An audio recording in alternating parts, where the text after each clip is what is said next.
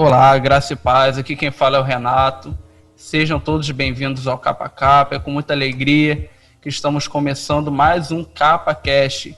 E hoje temos um convidado muito especial, mas primeiro gostaria de transferir para o Emanuel, para ele estar passando alguns recados do canal, para todos vocês. Boa tarde, pessoal, boa noite ou bom dia, dependente do horário que você estiver escutando isso. Sejam bem-vindos a mais um CapaCast, nossa segunda edição. Hoje a gente recebe com muita alegria o Bispo Walter e espero que o Senhor Jesus esteja conduzindo, esse papo aqui hoje, que seja abençoador para todos vocês. Alguns recados, está pedindo para você aí que não é inscrito no canal, que você possa se inscrever, possa estar colaborando com a gente, que a gente possa estar levando mais e mais a boa nova de Cristo para mais pessoas. Então, se você puder divulgar também, compartilhar com os amigos e fiquem aí de olho, ativem o sininho para que a gente esteja alcançando mais pessoas e trazendo mais conteúdo aqui para vocês, e a gente está preparando muita coisa boa aí para estar saindo em breve. Esse podcast com o Bispo Walter aqui também, uma oportunidade abençoada que a gente está tendo, e esperamos trazer mais ainda conteúdos e podcasts bons para vocês. Deus abençoe a todos. Galera, o Bispo Walter McAllister, ele é bispo primaz da Aliança das Igrejas Cristãs Nova Vida, uma referência de pentecostal no Brasil, mas ele vai estar se apresentando, Bispo, pode se apresentar, pode falar sobre quem o Senhor é, onde o Senhor dá aula, pode falar um pouco sobre a vida do Senhor, a igreja. Rapidinho, eu sou, como você falou, sou bispo primaz da Aliança das Igrejas Cristãs Nova Vida e fundador-presidente do Instituto Bispo Roberto McAllister de Estudos Cristãos, que é o nosso seminário online. O seminário é pentecostal reformado, eu sou o pentecostal reformado, segundo meu livro, escrevi um livro sobre isso com a parceria do meu filho, o John, que é pastor da catedral. Meu trabalho é pastorear pastores, eu sou mentor e pastor de pastores, e os bispos que são meus pastores auxiliares, por assim dizer. Não exerço uma chefia na minha igreja, eu sou líder de uma igreja,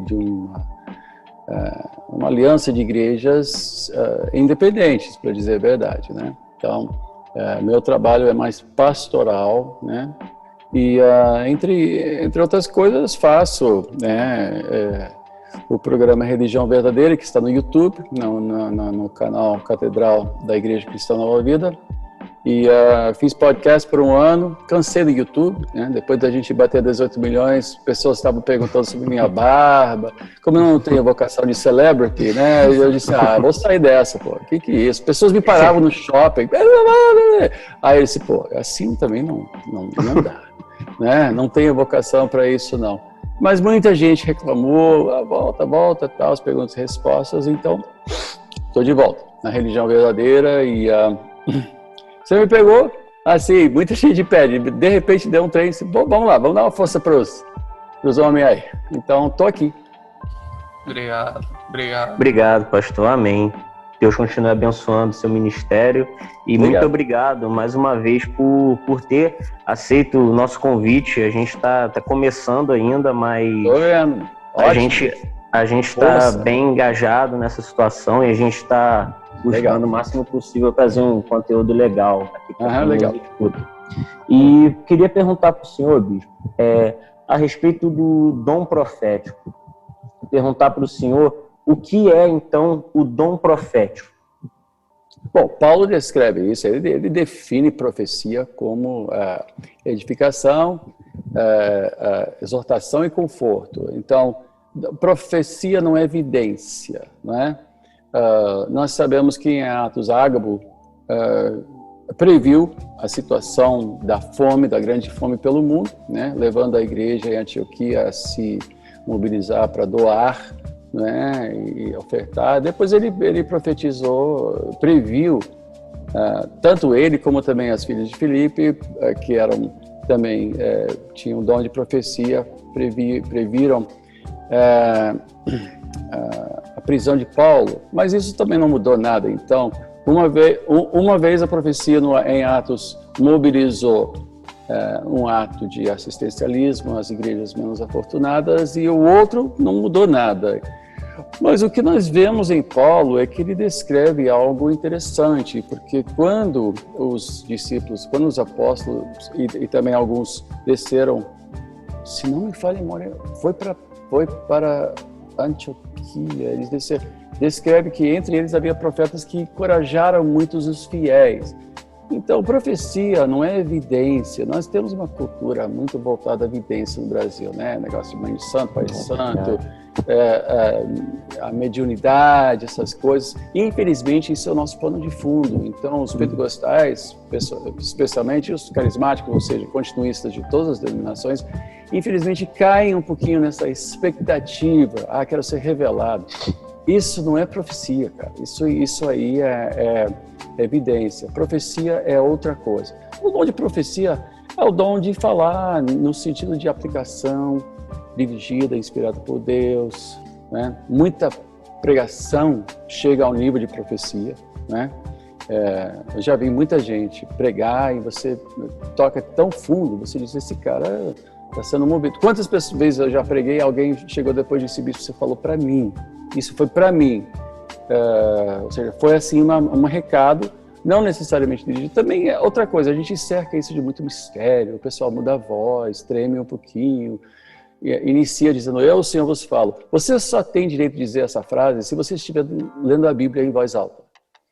Porque você não pode pressupor, tanto que Paulo diz, olha, falam uns e os outros julgam. Então, toda profecia tem que ser uma profecia, digamos, provisória, assim, a ser aceita e confirmada ou não.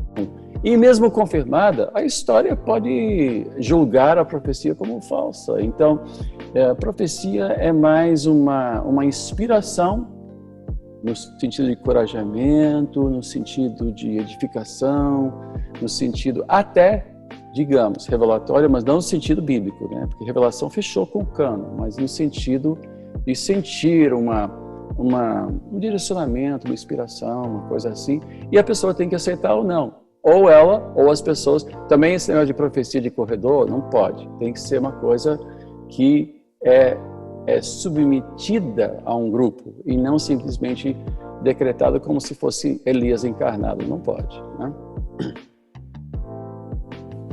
Bom, bispo, pelo visto, né? Claro, os nossos ouvintes já perceberam que nós cremos no dom de profecia, somos continuistas, todos nós somos pentecostais, e no que tange ao dom de profecia, como o senhor mesmo disse, há muito essa situação, né, de tremer a voz, de dizer o eis que te digo, e num período como esse tem surgido muitas profecias por conta da pandemia. Temos visto crescimento alarmante de igrejas neopentecostais e nós vemos com muita ênfase o dom de línguas, o dom de profecia. E eu gostaria de perguntar para o senhor, como podemos identificar, mediante a escritura sagrada, um profeta, alguém com um dom profético? Olha, esse negócio de dom de profeta, de alguém ser em si um profeta, eu não estou dizendo que não exista isso, mas eu sou mais inclinado a dizer, tá bom, alguém foi usado profeticamente, né? Embora Efésios 4 fale dos 5 ministérios, né? 5 dons de ascensão, como eles chamam, né? De apóstolo, profeta, evangelista, profeta e mestre. Desculpe, pastor e mestre. 4 ou 5, dependendo se você fizer o último, pastor, hífen, mestre.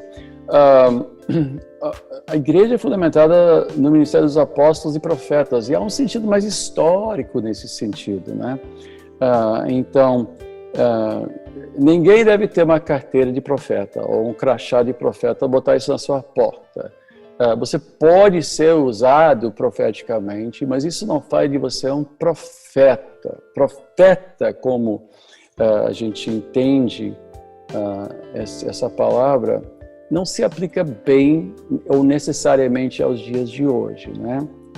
Eu prefiro me referir ao dom como algo que o Espírito Santo concede, mas que você não tem o tempo todo. Deus não fala quinzenalmente, né?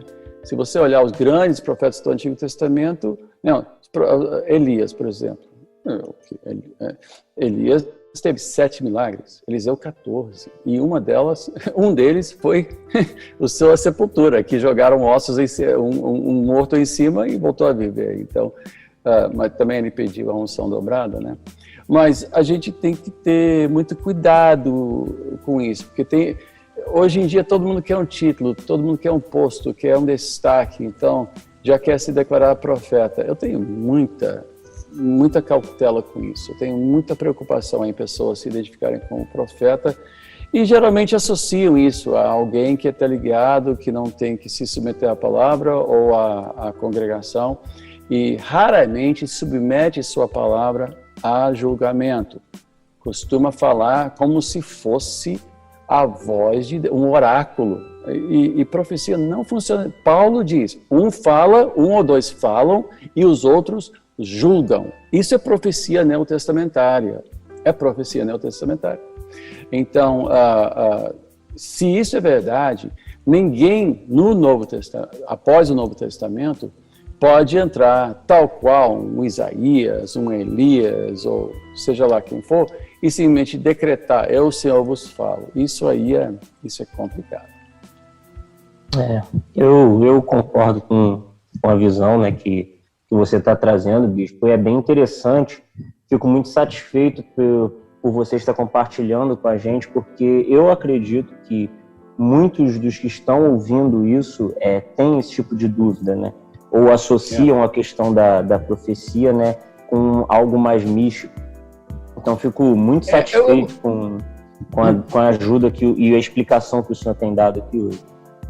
Deixa eu dar um exemplo meu. Eu estava visitando um pastor nos Estados Unidos, que eu tenho raríssima oportunidade de fazer, mas era um amigo e ele é frequentemente usado nesse sentido, de uma palavra, uma coisa assim.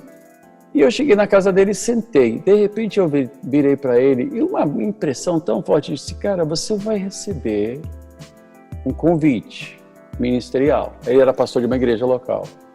Ele disse, a única coisa que eu tenho para lhe dizer é que leve esse convite a sério, seja para aceitar ou seja para rejeitar.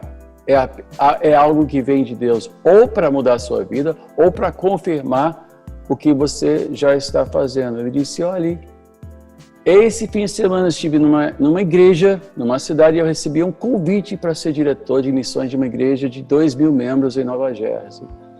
Ele disse, ninguém sabia disso. Eu disse, então, mas foi uma coisa que eu falei assim, pense sobre isso, não sei se não sei como é que é isso, mas... Então eu fui com muito cuidado, muita cautela, não é?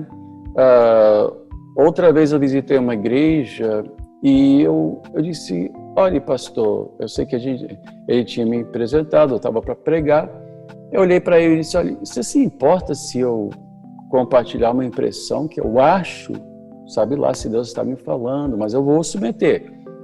Ele disse, olha, eu acho que você vai ter um ministério no Nordeste. E ele começou a chorar, ele disse, eu fui convidado ao Nordeste semana passada, e eu estava me perguntando, para que eu vou lá? E eu não sabia de nada disso. Então, às vezes a gente tem essas impressões, não era nova revelação, não era assim, não vi um anjo ou um cavalo azul flutuando em cima de mim, não era nada disso. E eu também não cheguei e disse, o Senhor vos falo, isso aí não pode. Embora até fosse o bispo dele, eu era bispo dele, mas eu disse, olha, eu estou submetendo essa palavra a você, se não tiver nada a ver. E uma vez eu fiz isso numa igreja e o pastor ficou de pé e disse, isso é encomendado, você anda falando com o cara que plantou essa igreja e ele está brigado comigo. E eu parei e disse, quer saber? Eu acho que você tem razão. Eu acho que eu estava muito influenciado pelo cara que está bronqueado contigo. E eu reconheci. Então a gente tem, sabe, o espírito do profeta é submisso ao profeta. Então, quando a gente fala da parte de Deus, a gente tem que ter muito cuidado. Nós não somos a luz, nós somos torcidas que fumegam, né? Nós somos... a nossa luz não sempre vem com uma certa fumaça. Então, inerrante só a Bíblia, só a Bíblia. Então tem que ser julgado, senão é muito perigoso. Senão saem aquelas profetadas, né, da mãe que quer que a filha case e revela ao rapaz que ele foi prometido à filha dela e tal. A gente já viu isso N vezes. E isso acaba em muito desastre. Quem acha isso fantástico já se deu muito mal. Eu já vi muitos desastres e tragédias por causa de profetadas, né? Isso é verdade. A gente, aqui na nossa região mesmo, a gente vê bastante esse tipo de coisa. Isso infelizmente, é uma realidade. Então, eu pergunto para você, pergunto para o senhor, o seguinte, como buscar esse dom de profecia? Como fazer uma busca para isso, para ser usado por Deus dessa maneira? Bom, se nós levarmos a sério a orientação de Paulo em 1 Coríntios 14, nós temos que entender que primeiro isso tem que acontecer no contexto da comunhão dos santos, onde há ensino a respeito disso e onde há já preparado um ambiente para que a pessoa não se ensoberbeça e que quando fala de uma maneira a submeter a palavra aos ouvintes e não simplesmente da alma de eu, o Senhor, vos falo. Essa frase tem que ser banido dos nossos círculos, porque vai que você diz, eu vos falo, e alguém diz, não é o Senhor não. Aí o que acontece? Você arma um circo, aí tudo pega fogo. Aí de repente o cara diz, não, mas eu vos falo. E o outro diz assim, eu vos falo, eu que falo da parte do Senhor. Aí começa aquele duelo dos profetas. Não pode, tem que haver um ensino e criar um ambiente saudável onde pessoas podem ser beneficiadas por uma palavra do Senhor. Agora, nós temos que entender que 99,9999% das palavras que Deus revela na igreja é a Bíblia. Tem que ser a palavra de Deus. Muitas pessoas têm preguiça de ler a Bíblia e simplesmente querem ser reveladas. Pastor, eu me lembro que estava no saguão da minha igreja um dia. E um cara chegou para mim e disse, olha, o Senhor me falou que você tem uma palavra para mim. Eu disse, olha, eu não tenho não, mas deixe seu nome e telefone e qualquer coisa eu te ligo. O que eu ia falar para o cara? Mas ele tinha certeza que eu tinha uma revelação para ele. Eu não me submeto a essa chantagem, não. Agora, dentro disso, se você tiver uma vida devocional, fizer parte de uma comunidade amorosa, equilibrada, educada na palavra de Deus e tiver coragem de dizer, olha, gente, eu estou sentindo aqui que alguém aqui está passando por um momento, Deus quer falar. Muitas vezes, sabe o que tem acontecido comigo? Muitas vezes quando eu começo a orar por alguém, com imposição de mãos, eu começo a orar por pedidos que ele não fez. E depois, vai fluindo o pensamento, vou orando, e a pessoa diz, como é que você soube orar por isso? Eu não sei, eu estava orando por você. Os dons não fazem a gente flutuar ou brilhar no escuro, né? Os dons fluem muito naturalmente no convívio dos santos. Onde há uma comunidade que ora, onde há uma comunidade que busca a presença de Deus, onde há uma comunidade que ensina a palavra de Deus, com membros que leem a palavra de Deus, que conhecem, onde há um ensino, essas coisas fluem sem grandes transtornos e sem sensacionalismo. O problema é que nós gostamos de uma boa sensação. Todo mundo quer sair da igreja arrepiado e suado, dizendo, foi uma bênção. Gente, a vida não é assim. E a vida espiritual também não é assim. Você não tem que brilhar no escuro para ser crente ou para ser uma pessoa ungida pelo Espírito Santo. Isto se manifesta através de fruto e convívio, pessoas socorridas, vidas transformadas e pessoas libertas dos seus pecados e dos seus vícios. É parte da vida normal da igreja. Deve ser uma vida saudável, sabe? Quando a minha esposa põe a mesa, ela não diz, ei, meu marido, agora a mesa está posta. E eu, glória. Não, ela diz, vem para a mesa. Eita, sabe? Não, é um evento, assim, é ótimo, eu agradeço e tudo. Aí ela vira e pergunta para você, você está achando salgado? Eu vou dizer, olha, né? Um pouquinho. Então, a pessoa fala, o senhor está falando, eu estou sentindo a pessoa diz, olha, gente, eu quero submeter uma palavra, estou sentindo uma direção, estou sentindo para alguém, olha, fulano de tal, está muito... Olha, você parece que está bem, mas você está muito triste, Deus quer te encorajar. Pode até dizer, olha, você tem um parente que está doente, eu estou sentindo, né? Deus vai curar. De repente a pessoa diz, meu Deus, ninguém soube. Aí, por uma palavra, mas não tem que ser revestido de drama para ser uma palavra do Senhor. E, infelizmente, a gente gosta do show. Nós pentecostais, olha, eu sou quarta geração pentecostal. Sou pentecostal raiz. Então, eu sei todos os truques, eu já vi de tudo, né? Né?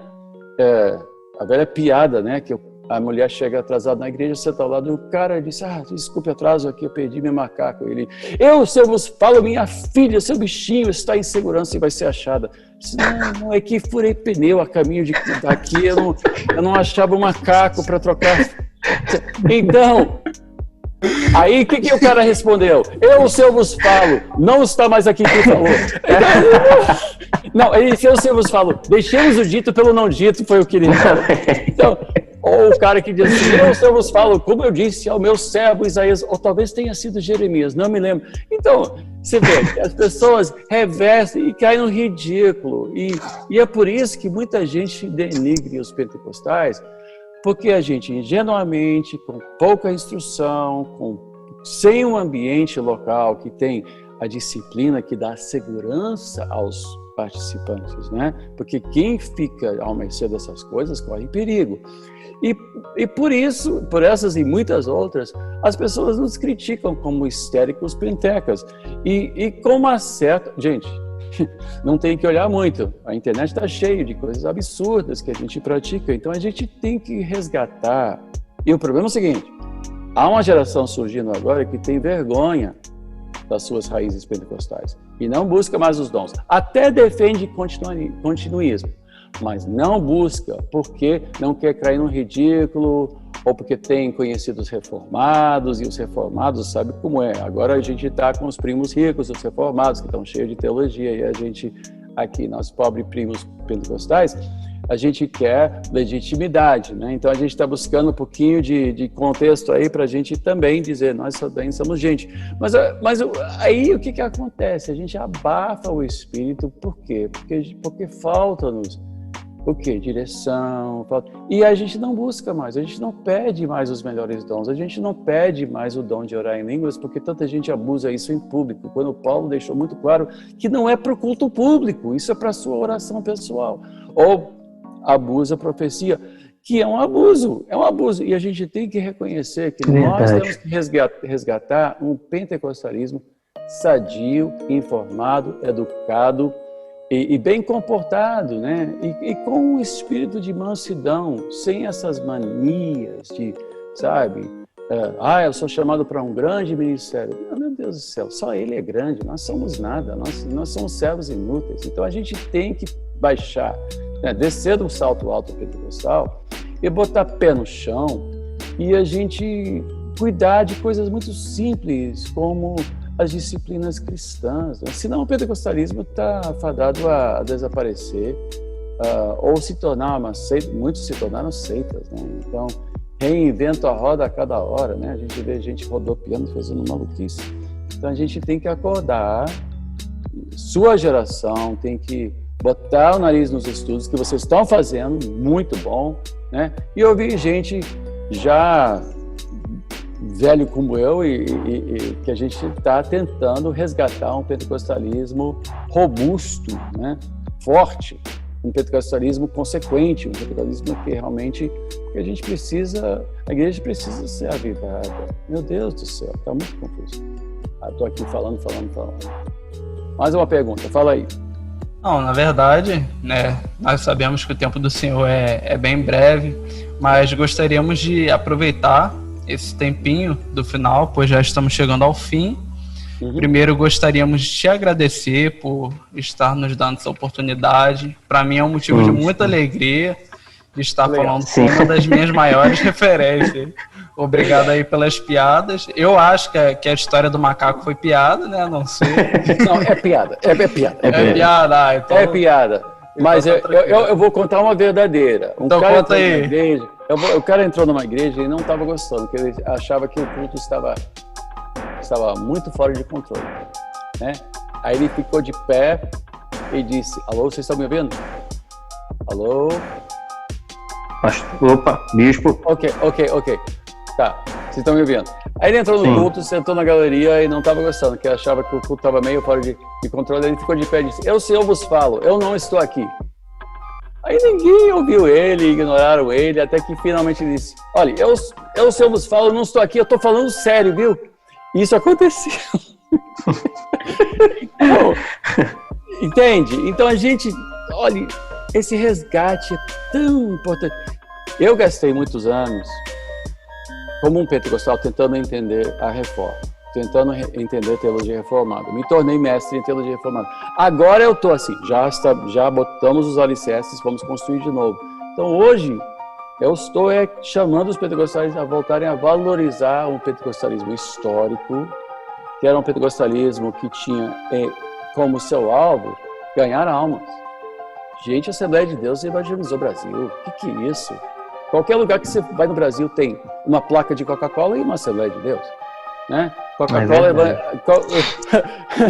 Coca-Cola comercializou e as Assembleias de Deus evangelizaram. Eles foram corajosos, foram para o interior, enfrentaram padres do interior quando não podia nem comprar na vendinha do vilarejo se o padre não deixasse. Eles foram muito corajosos. Assembleia de Deus. Mas hoje nós estamos mais preocupados em dons. Dons não são o alvo da igreja, fazem parte, mas o alvo é ganhar almas para Cristo, né? E orar e louvar a Deus. Né? É verdade. Bispo, e então, mediante essas situações, né, das falsas profecias, é claro que as Assembleias de Deus, né, como pentecostais clássicos, são bem admiráveis. Entretanto, principalmente aqui na região onde moramos, que é a região dos Lagos, tem sido propagada demais a doutrina neopentecostal. E para finalizar esse podcast, né, aliás, esse CapaCast, eu gostaria de pedir para o senhor qual é o conselho que o senhor deixa para todos os pentecostais do Brasil, para todas as Assembleias de Deus, o que o senhor tem a dizer? Olha, você está me pedindo para dar um conselho para um mundo tão diversificado, tão assim pulverizado, porque hoje pentecostal, o Craig Keener me falou, aliás o livro dele falou, eu correspondo com o Craig Keener, que é um grande teólogo pentecostal, e no seu livro Mente e Espírito ele disse: olha, não tem como definir o que é um pentecostal, porque assim o leque é tão grande. Você tem os clássicos, você tem pentecostais que abandonaram o pentecostalismo e foram para a política, você tem pentecostais, olha, um dos maiores grupos que cresce na maçonaria hoje são pastores das Assembleias de Deus. Você tem gente e quando o poder é seu único alvo, qualquer poder serve. Eu acho que a gente tem que voltar, botar o joelho no chão, pedir perdão a Deus por todas as nossas bobagens e todas as nossas idolatrias. A gente tem idolatrado muita coisa, idolatrado a experiência do culto público, querendo manter aquele furor, quando de repente o próximo mover do Espírito vai ser bem mais suave, um cicio suave, né? Historicamente, o Espírito Santo já agiu de inúmeras maneiras, né? No século XX, Azusa Street teve muita manifestação de dons, mas também foi assim um impulso para missões sem precedentes históricos. Eu acho que a gente tem que voltar, botar o joelho no chão e entender que a experiência cristã não pode ter como o culto público a sua expressão maior, mas nós temos que voltar a gastar tempo na presença de Deus, no nosso quarto, de manhã cedo, ler a palavra de Deus e aprender a orar. Porque a gente esqueceu de como orar, a gente não ora, a gente fala de oração, a gente fala de poder, a gente fala de conhecimento, e em vez de ler a Bíblia, a gente fica assistindo gente até boa pela internet. Tem gente boa, né? Tem o Hernandes aí, que para mim, é fantástico, né? Mas a questão não é o que um fala, o que Augusto fala, Hernandes fala, Franklin fala, Macarius fala, não.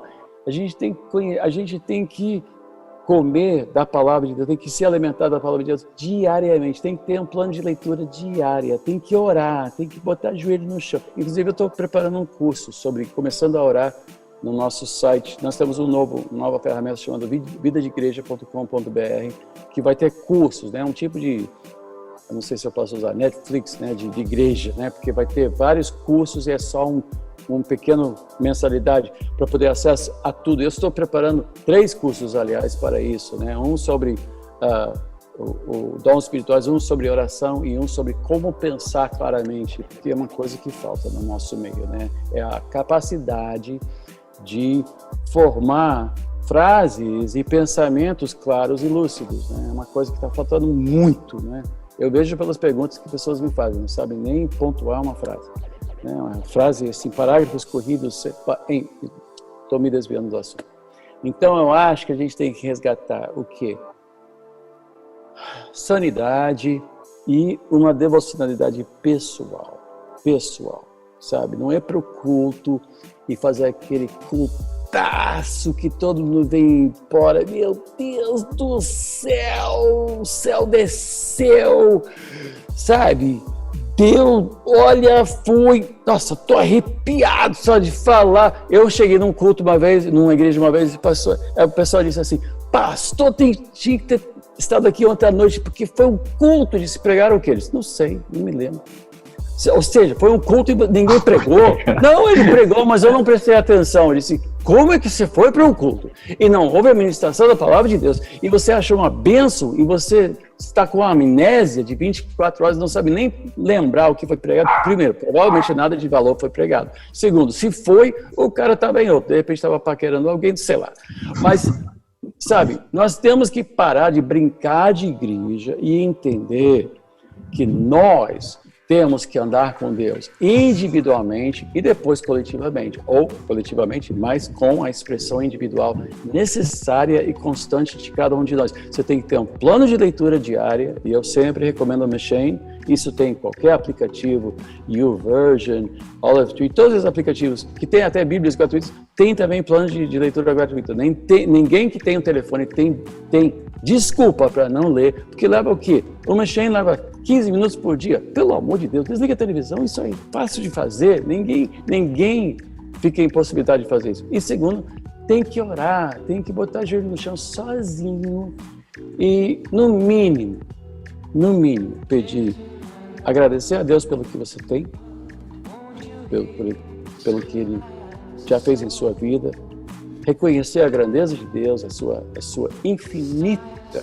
soberania, reconhecer seu pecado e pedir perdão, porque 1 João diz, se você diz que não tem pecado, faz de Deus mentiroso. E depois dizer, Senhor, protege, cura, orar pela sua família, orar pelo seu pastor, orar pela sua cidade, orar por esta nação. Eu tenho no Telegram o canal Orando pelo Brasil. E eu falo essas coisas. Nós temos que resgatar uma espiritualidade pessoal, andando com Deus e aprendendo dele. Eu acho que é a única coisa que vai salvar a lavoura. Senão, se for só culto, só festa, só enlevo, só a busca de coisas que vão animar a congregação, aí isso não é cristianismo, desculpe, não é a fé cristã, não é a jornada cristã, é outra coisa. E isso aí não vai salvar ninguém, não vai mudar ninguém. Então esse é o meu conselho. Eu sei que já estamos aqui há meia hora. Então, mas é porque eu não consigo parar de falar quando eu falo essas coisas. Mas Bom demais. Quero encorajar vocês, força aí, conte comigo no que eu puder fazer. Eu estou sempre ligado, estou me dedicando mais ao Instagram, respondendo perguntas, tirando dúvidas, né? Mas Deus abençoe vocês. Amém. Estudando, seminaristas, agora estão continuando. Ótimo, é isso mesmo. Tem que ser assim, tá bom? Amém. Bispo, muito obrigado mesmo por cada palavra, pela motivação a nós, e a gente vê um exemplo assim como você e a gente se espelha, sabe? A gente espera que tanto o Renato, a gente espera um dia conseguir chegar num patamar como esse, tão, não vou dizer assim, grandioso no sentido de pompa, mas do que o Senhor Deus tem feito através da vida do Senhor, do seu ministério e da sua família. Eu tenho sido muito abençoado e eu sou muito agradecido a Deus pela misericórdia dele, porque eu sou um miserável pecador. Não fosse por ele, meu Deus. Mas obrigado e força aí. Deus abençoe vocês mesmos. Amém. Muito obrigado. Renato, quer compartilhar alguma coisa? Não, na verdade só agradecer a presença do bispo, eu o admiro bastante. Muito obrigado pela participação, pela oportunidade. Pois bem, esse foi o CapaCast de hoje sobre profecia com o bispo Walter McAllister. Leiam a nossa descrição, pois aqui vai estar o Instagram do bispo, vai estar o canal da Catedral. Inclusive, esse CapaCast vai sair no SoundCloud, no Deezer, no Spotify e no YouTube. Eu acho que não estou esquecendo de nenhuma plataforma. Pois bem, graça e paz. Fique com Deus.